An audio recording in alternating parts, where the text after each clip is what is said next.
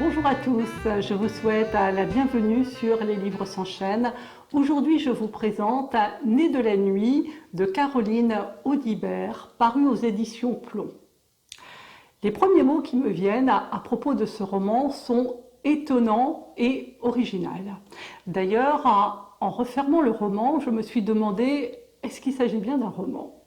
Les puristes y trouveront à redire, pas moi. J'ai été submergée par le contenu du texte et j'ai été emportée par l'écriture.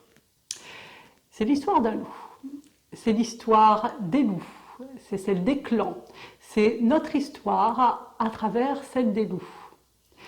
C'est l'histoire de la nature, de sa force, de sa douceur, de la façon dont la nature parvient à imposer sa loi et à nous la faire respecter. Je l'ai pris un peu comme une mise en garde.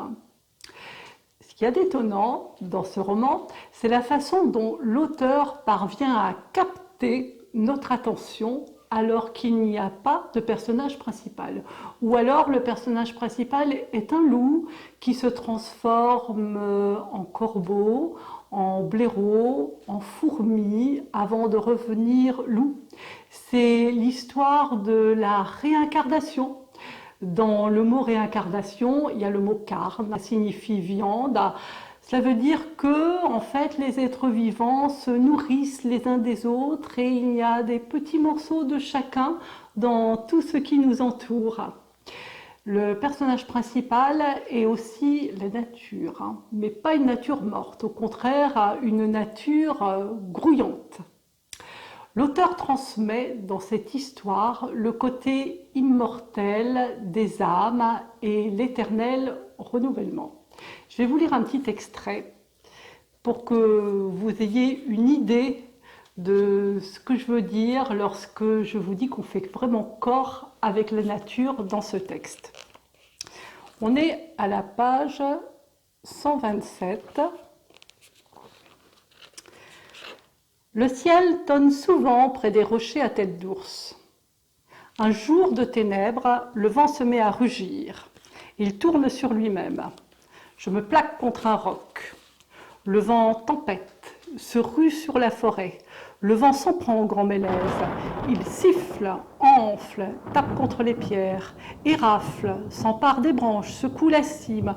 Le vent gronde, charge le grand corps de la forêt, course les nids, épouvante les oiseaux, déloge les écureuils qui s'enfuient leurs petits pendus au cou.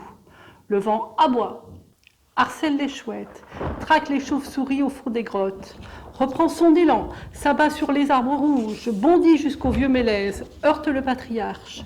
Le vent griffe, lacère, les branches craquent. Le vent frappe, les branches cèdent. Tombe à ses pieds, fracas. Je m'enfuis sous la roche. Éclair, hurlement, le ciel rassemble sa meute. Vent, ténèbres, eau, glace, feu, météores, les cieux avides se jettent sur la terre. Bourdonnement, secousse, tremblement, la roche s'ébranle, je me tapis, nul abri.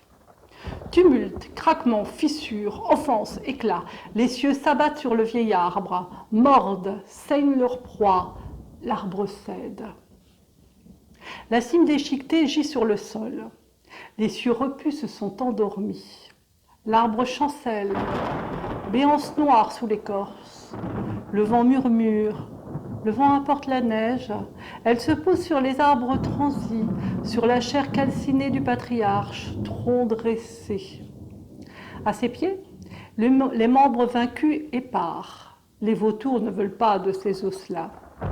Le vieux mélèze siffle derrière eux par ce trou que le ciel lui a fait. Le vieux mélèze poursuit le vent, la nuit, le jour, l'arbre siffle. Les oiseaux reviennent, ils chantent avec lui. L'arbre me tient compagnie. Nous portons tous les deux la morsure de la foudre. Je frotte mes reins contre son écorce au vallon innombrable. L'arbre sème des senteurs batailleuses dans ma fourrure. J'urine à ses pieds. Mes terres commencent ici, à l'arbre siffleur. Alors j'ai choisi cet extrait qui est un pur concentré et qui vous donne un bon aperçu de l'écriture de l'auteur. Maintenant, ce n'est pas partout aussi concentré, sinon ce serait fatigant. Je lis un petit extrait de la 4e. À travers les yeux d'un jeune loup qui a tout à apprendre de la forêt et de sa meute, s'écrit une histoire intime liant animaux, éléments, plantes et humains. L'histoire du premier loup revenu en France. Ce roman d'initiation poignant et poétique résonne comme une ode à la vie sauvage et nous invite à renouer en profondeur avec la nature. Alors, c'est très troublant sans être dérangeant. Et ceux qui aiment la nature aimeront ce livre, et même ceux qui ont parfois un petit peu du mal avec les détails, comme ça m'arrive, aimeront parce que c'est vraiment quelque chose de surprenant. Je vous remercie d'être passé sur Les Livres s'enchaînent. Pensez à vous abonner et je vous souhaite une bonne lecture. À bientôt.